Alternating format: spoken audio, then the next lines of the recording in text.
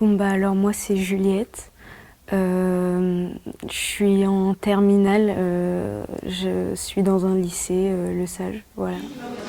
Eh ben écoute, je m'appelle Malo Belbéoc, je suis élève à Le Sage en terminale.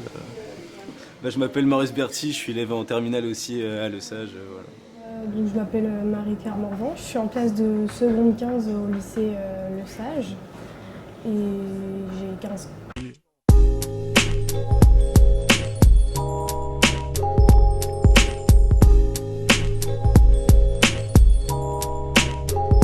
Je dirais que dans un groupe d'amis, j'essaye de faire rire, mais je reste pas non plus la personne la plus extravertie.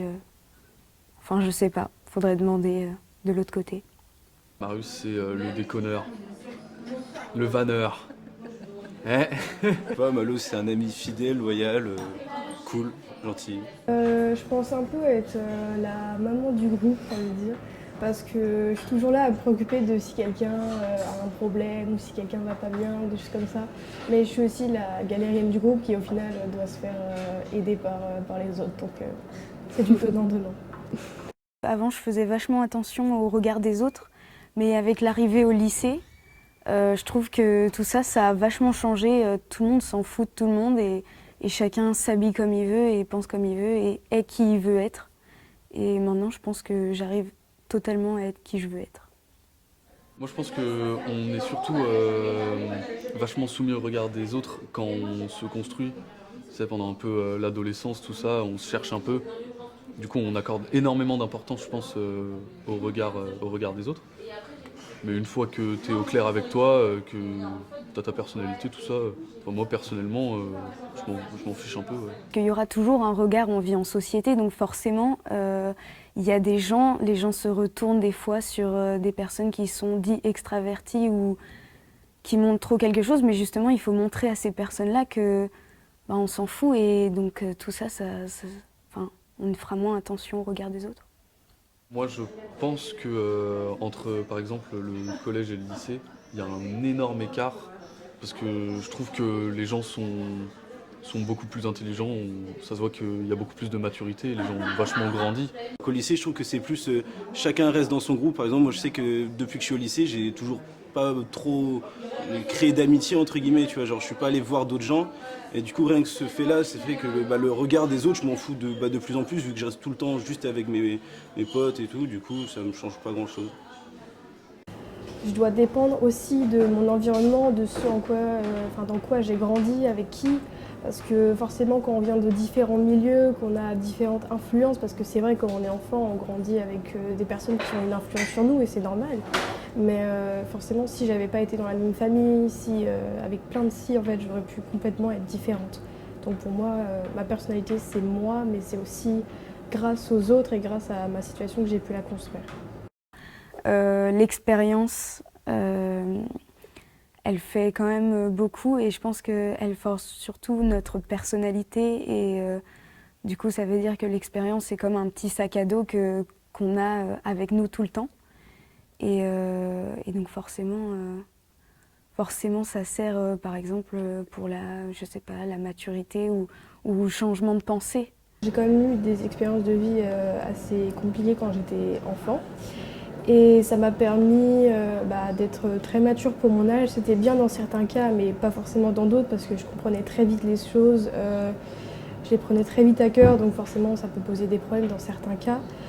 Après, ça m'a quand même permis d'avoir du recul par rapport à des situations que d'autres n'auraient pas, par exemple. Donc je préfère prendre ça comme une force maintenant qu'y penser et être un peu plombée par ça. Moi je pense que quand on grandit, on fait des conneries. Et ces conneries font qu'à l'avenir, on les retient vachement et on se dit ah putain j'ai pas envie de faire la même bêtise. C'est pareil quand on a des relations amicales, amoureuses, tout ça, on se dit au moins s'il y a des trucs qui se passent, on dit bah moi je veux plus ça. Ou alors au contraire je veux mieux. Et du coup ouais ça permet un peu de se faire à l'idée de ce qu'on veut quoi. Je pense qu'on nous dirige quand même assez pas mal pour notre avenir, ce qui est familial ou juste amical ou même en termes scolaires, parce que on ne laisse pas forcément vraiment le choix et le temps d'apprendre à se connaître et d'apprendre à aimer, parce que depuis tout petit, on nous dit il faut que tu apprennes ça, ça, ça et ça. Et ensuite, c'est à toi de choisir ce que tu veux apprendre, mais on t'a pas appris à aimer, on t'a juste appris à apprendre, mais ça, c'est pas vraiment ce qui va aider dans le futur. Donc, L'école va quand même te resserrer sur certaines choses et va parfois même empêcher entre guillemets un peu la créativité. Je sais que l'école, ça m'impacte beaucoup sur mon moral. Genre si j'ai des gros devoirs à rendre, je sais que même si, bon, en vrai, honnêtement, je travaille pas beaucoup, voire pas du tout, ça va quand même m'impacter pour le... Désolé maman. L'école, ça impacterait beaucoup moins les gens s'il n'y avait pas de choses à faire à l'extérieur de l'enceinte du scolaire en fait. Je prends l'exemple de quand on me demande de sortir parfois et tu sais, je peux pas, je lui dis je peux pas, je dois travailler. C'est des trucs comme ça qui font que tu peux pas forcément faire tout ce que tu voudrais. En fait, je trouve qu'on oublie trop la notion de plaisir de l'enfant et qu'on pense, en fait, le scolaire est pensé pour penser juste au scolaire sur l'enfant, sauf que ça impacte trop justement la vie de l'enfant. Et je pense que c'est ça, il faudrait peut-être plus laisser de temps, comme dans d'autres pays, comme on voit la manière d'éduquer, il y a beaucoup plus de temps pour les activités, pour plein de choses comme ça. Et ça, en France, je trouve que c'est un truc qui manque. Oui, il y en a qui ont des facilités et d'autres davantage de difficultés, mais c'est pas pour ça qu'on doit nous mettre des barrières sur le fait de pouvoir rêver à l'avenir qu'on souhaite et qu'on aimerait, parce que je pense que dans tous les cas, nos rêves, si on persiste, on peut les atteindre. Pour moi, l'identité, c'est la personne que tu es pour toi et pour les autres. Comment tu vas réagir à certaines choses, ton caractère et ta personnalité. C'est pas du tout c'est un point de vue extérieur justement parce que genre quand je me dis mon identité, je pense jamais à ce que moi je pense vraiment de moi, mais je pense surtout à ce que le regard que je pense que les autres ont de moi quoi. C'est plus en rapport avec les autres qu'avec moi-même Je pense qu'on se la construit par rapport aux autres et qu'après on peut la modifier et être un peu comme on veut. Ça tombe bien, hier je suis tombée sur une petite vidéo et c'était Sid dans l'âge de glace. Et il disait que derrière chaque nuage se cache un arc-en-ciel. Et ce petit personnage-là, il est tout le temps... je sais pas, il lui arrive plein de trucs pas cool. Et pourtant, il a le peps, il a la joie. Voilà. C'est qu'une pâle pluie de printemps sur une nuit d'été. C'est que tout finira par passer et que maintenant, il y a peut-être de la pluie ou du brouillard ou des nuages, mais en quelque temps, par un événement ou par ce que tu veux, juste par le temps qui passe, ça changera. Tu veux une punchline du Duc ? putain.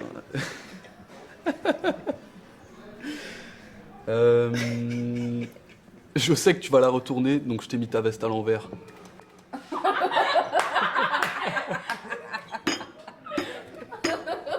Oh là là. Oh ma zette. Bah tu sais dans Jim Morrison genre on est les produits de notre environnement. Nos mères auraient voulu qu'on grandisse autrement. On est conditionné par l'emprisonnement. Bats-toi, Annie, tes actes d'emprisonnement. Je suis influencé par ça. Conditionné à l'emprisonnement. Bats-toi, Annie, tes actes à ton raisonnement. On est les produits de nos environnements. Nos mères auraient voulu qu'on grandisse autrement.